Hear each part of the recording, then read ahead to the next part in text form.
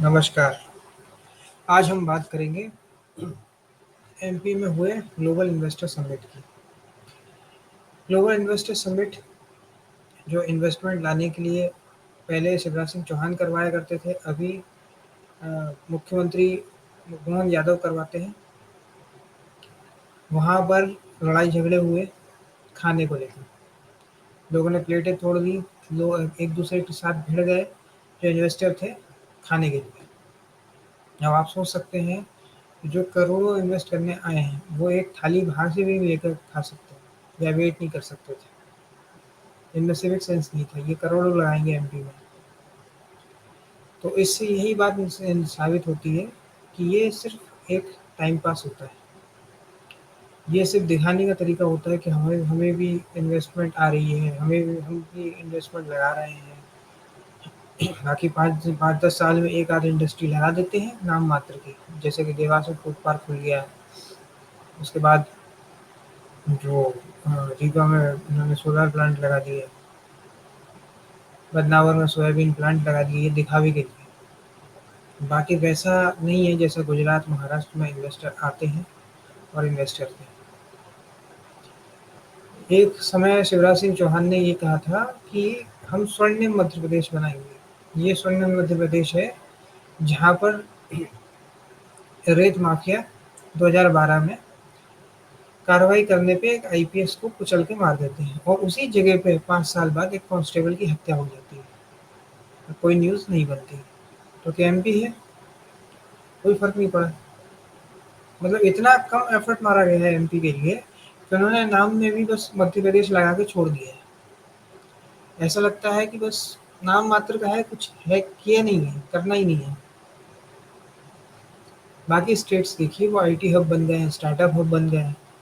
और जो startup India की बातें की जाती हैं, मुद्रा योजना की बातें की जाती हैं, कितने एमएसएमई को लोन मिला है मुद्रा योजना में? कितने स्टार्टअप नए खुले हैं इंदौर में, भोपाल में, ग्वालियर में, जबलपुर में? एमपी ने आपको 29 सीटें दी, आपने एमपी को क्या दिया? आज प्रदेश का युवा जो है वो बैंगलोर, मुंबई, पुणे, गुरुग्राम जाने को मजबूर है। तो किसके कारण? अच्छी बात है, किसान के लिए आप कर रहे हैं, गरीब के लिए कर रहे हैं, किसी गरीब बच्ची को आप पैसे दे रहे हैं, उसमें कोई बुराई नहीं है। लेकिन जो व्यक्ति को आप रोज़गार देते हैं, तो कितना फ़ायदा होता है। आप लोगों को स्टार्टअप में हेल्प करते, नया-नया इनोवेशन करते, लोग कहाँ से कहाँ चले जाते हैं। ऐसे एमपी के लोग हैं जो यूट्यूब पे बहुत बेहतरीन ट्यूटोरियल बनाते हैं, जो अपने कोर्सेज़ बेचते हैं, बहुत बढ़िया काम कर रहे हैं, जो गूगल तक, माइक्रोसॉफ्ट तक, ओरेकल तक पहुँचे। ऐसे लोग हैं। अब प्रतिभा नहीं होती तो वो यहाँ तक कैसे पहुँचते? तो सोचने वाली बात है कि इतना प्रतिभा होने के बाद भी लोगों को पलायन करने पे मजबूर होना पड़ता है। और उसके ऊपर आपने जो है ये लोगों के दिमाग में भरा हुआ है कि सरकारी नौकरी दो, काम उसी में काम करना है, चाहे चपरासी बने। पीएचडी भी चपरासी के लिए फॉर्म भर रहे हैं। ठीक है, कोई भी काम छोटा नहीं होता, लेकिन ग्रुप डी और चपरासी के लिए तो एटलीस्ट उनको तो गरीबों के लिए छोड़ दो। आप कुछ और करो। आपके पास जो है डिग्री है, 12वीं पास के लिए इतने के लेवल पे आप आ गए हो, लेकिन लोग सोचना चाहते नहीं हैं। कम से कम सरकार जो है वो आपको बदलनी पड़ेगी। अपने सांसद, एमएलए जो पार्षद होते हैं वो आप बदलेंगे तब जाके कोई काम होगा। जब तक आप झटका नहीं देंगे सरकार को, तब तक कोई काम होना नहीं वाला है। जैसे राजस्थान और कर्नाटक के लोग करते हैं, वैसे ही आपको करना होगा। नहीं तो यही तमाशे होते रहेंगे कि इन्वेस्टर को बस नाम मात्र के लिए बुलाया जाएगा, टाइम पास करवाया जाएगा और उनको भेज दिया जाएगा। 20 साल भाजपा रही है, बस बीच में 1.5 साल कांग्रेस आ गई थी, उसको छोड़कर बाकी 2003 में सरकार बनी थी और आज 2025 में हम बात कर रहे हैं। ठीक है, कहीं-कहीं पे बिजली पानी के लिए जनता के लिए काम किए गए हैं। अब लोगों को टैंकर से पानी नहीं भरना पड़ता, लेकिन अब आपको उसके आगे भी जाना है। जैसे महाराष्ट्र में पहले एमआईडीसी खोला, उसके बाद उन्होंने आईटी पे काम किया, अब उसके बाद अगला जो पड़ाव है वो मैन्युफैक्चरिंग, वहीं पे नहीं रुकना है। वैसे ही एमपी में भी आपको पीएलआई स्कीम लानी पड़ेगी, लोगों को इंसेंटिव देने पड़ेंगे ताकि वो इन्वेस्टमेंट करें। वेदांता का सेमीकंडक्टर चिप के जो प्लांट लग रहा है वो गुजरात में लग रहा है। टाटा एयरबस का प्लांट गुजरात में लग रहा है। जो भी हो रहा है वो गुजरात में ही हो रहा है। क्यों आप एलोन मस्क को नहीं बुला पाए? अब तो आपने ये जो इम्पोर्ट ड्यूटी लगती थी ईवीज पे, वो भी कम कर दी, 110% से सीधा 15% कर दिए। तो आप बुलाइए, देसी लोगों को बुलाइए, महिंद्रा मोटर्स को बुलाइए, टाटा मोटर्स को बुलाइए, अलग अलग कार मैन्युफैक्चरर हैं, फोन मैन्युफैक्चरर्स को बुलाइए और उनसे बोलिए कि इन्वेस्ट करिए। या बस फोटो खिंचवाने तक, खाना पूर्ति करने तक का ही सीमित है ये सब काम। बेरोजगारी जो है एक बहुत बड़ी समस्या है। उसमें ये सब होना एक मजाक लगता है कि इन्वेस्टर जो है वो खाने के लिए आपस में भिड़ रहे हैं, लड़ाई झगड़े कर रहे हैं। ना लोग कमेंट सेक्शन में आएंगे, कह देंगे कि ये तो फेक न्यूज़ है। बस यही यही सिखाया आपने अपने समर्थकों को कि हर चीज़ को फेक न्यूज़ बता दो, हर चीज़ को गद्दार बता दो, हर चीज़ को सोरस का आदमी बता दो। सरकार कुछ कुछ नहीं करेगी, बस घूमेगी फिरेगी, फोटो खिंचवाएगी। तो आपको ज़रूरत है कि आपको इस पे काम करने की ज़रूरत है। ठीक है, प्रदेश का युवा जो है सरकारी नौकरी की तैयारी करता रहता है 10-15 साल। जब उसका समय बीत जाता है तो पूरी दुनिया ही उसको नकारा निकम्मा बोलने लग जाती है। यही 15 साल को कोई काम धंधा पे लग जाता है तो 15 साल में कहाँ से कहाँ पहुँच जाता है। लेकिन नहीं, सरकारी नौकरी का एक शिकूबा छोड़ा गया है, वो वही काम करते रहते हैं। उनके रिश्तेदार भी उसी में खुश हैं कि अच्छा है, पहले जो है सरकारी नौकरी करते रहो, नहीं निकला तो और गाली देने का अपने को मौका मिल जाएगा। इसलिए ये जो है फ्रॉग इन द पॉन्ड की जो सोच है उससे बाहर कभी आएंगे ही नहीं। आज आपको लोग वोट डाल रहे हैं, कल को हो सकता है नहीं डालें।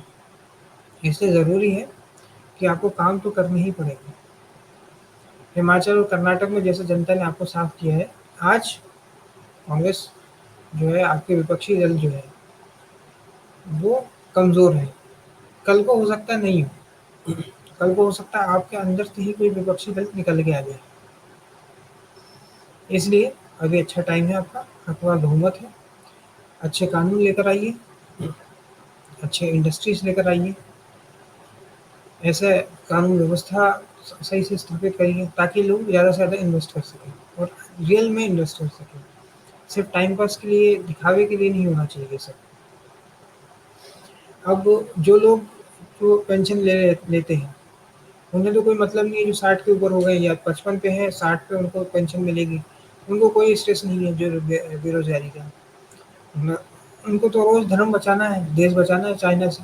उनको तो पीओके लेना है। उन्हें कोई मतलब नहीं है कि उनका लड़का जो है बेरोज़गार बैठा है। वो तो हाँ 25-30 साल तक वोट डालते रहेंगे आपको।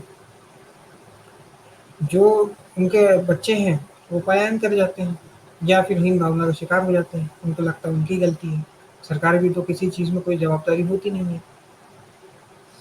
तो यह बहुत ज़रूरी है कि सरकार को इस ओर काम करना चाहिए। स्किल इंडिया में लोगों को स्किल बनाना पड़ेगा। पीएलआई में नई-नई कंपनियाँ लानी पड़ेंगी, चाहे वो फ़ोन मैन्युफैक्चरर में हो या दूसरे क्षेत्र में। दुनिया जो है 5G पे, सेमीकंडक्टर डिवाइसेज़ पे काम करती है। और एमपी में क्या बताया जाता है? संविदा शिक्षक भर लो, ग्रुप डी भर लो, एसआई भर लो।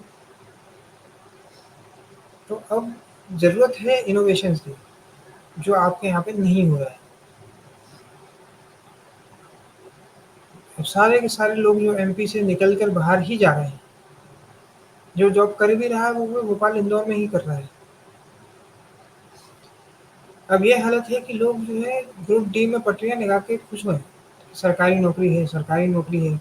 ये सोशलिज़्म से थोड़ा-सा बाहर आना पड़ेगा। ठीक है, गरीब के लिए आप काम कर रहे हैं, लेकिन मिडल क्लास के लिए भी करिए। नहीं तो प्रदेश का युवा तो सारे निकल जाएँगे, सारा मैन पावर निकल जाएगा। वहाँ पे सिर्फ रिटायरमेंट वाले लोग ही रहेंगे, जिनका कोई मतलब नहीं रह जाएगा। पहले 20 साल पहले बीमारू राज्यों में जो माँ था, वो मध्य प्रदेश था। बी से बिहार था, एम से मध्य प्रदेश था, आर से राजस्थान था और यू से यूपी था। हालाँकि इसमें सुधार हुए हैं बहुत हद तक। अब जैसे भोपाल इंदौर में एक हाईवे बना दिया गया है। चंबल एक्सप्रेसवे की बातें होती हैं, लेकिन कब होता है पता नहीं। दिल्ली मुंबई एक्सप्रेसवे एमपी से होकर गुजरेगा, लेकिन कंप्लीट हुआ नहीं हुआ। एक ही रोड को बार बार बनाया जा रहा है। मार्च 2024 तक की डेडलाइन थी उसकी, कब कंप्लीट होगा पता नहीं। तो आप सोच सकते हैं कि अब हालत बद से बदतर हो गई है। हेल्थ केयर में भी हालत बहुत खराब है। लोगों को भोपाल और इंदौर इलाज करवाने के लिए जाना पड़ता है। किसी को जबलपुर जाना पड़ता है। उनके शहरों में प्रॉपर इलाज की फैसिलिटी नहीं है। शिक्षा व्यवस्था बद से बदतर हो चुकी है। महंगी से महंगी फीस लोगों से वसूली जाती है और उनको कुछ हासिल नहीं होता है इस शिक्षा व्यवस्था से। कुछ बोलो तो लोग कह देते हैं कि आप राष्ट्र के खिलाफ हैं, आप गद्दार हैं, देशद्रोही हैं, सूरत से पैसे लिए हैं। ये एक अलग तो दिक्कत है लोगों के साथ, कि लोगों के दिमाग में परसेप्शन डाल दिया गया है कि हमारे पास ऑप्शन ही नहीं है, जबकि ऑप्शन एक्सप्लोर करने पड़ेंगे। आज के इस वीडियो में इतना ही। अगर ये वीडियो आपको पसंद आया तो वीडियो को लाइक करें, शेयर करें और चैनल को सब्सक्राइब करें। धन्यवाद।